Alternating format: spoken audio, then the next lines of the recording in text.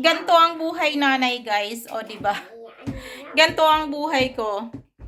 Tapos, akala mo walang ginagawa. Pero ganyan lang siya. Simple lang, nag-sort out ako ng toys pero inabot na ako ng ilang oras sa pag-sort out ng kanilang mga laruan. At hindi pa rin ako natapos, kailangan ko munang magsundo sa aking dalaga dahil labasan na siya at kalalabas lang niya pauwi pa lang pala sila galing sa zoo. Meron silang field trip today, so susunduin ko na siya sa school. Pero hindi pa rin ako nakatapos. Sa simpleng gawain lang, eto lang siya. Ganyan lang yung aking gawain.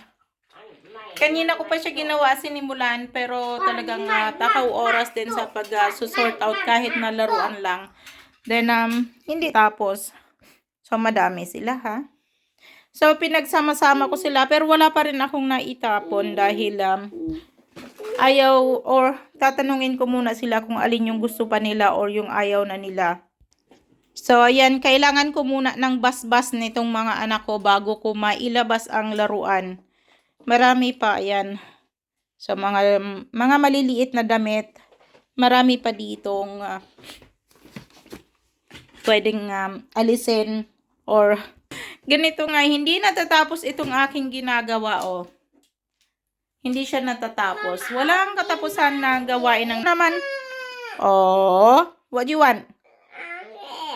Naman may relate dito. May relate dito sa ginagawa ko. Okay, I will do it. Man ata ako, syempre buhay nanay nga naman, 'di ba? Oh, 'di ba? Oh. So kahapon ang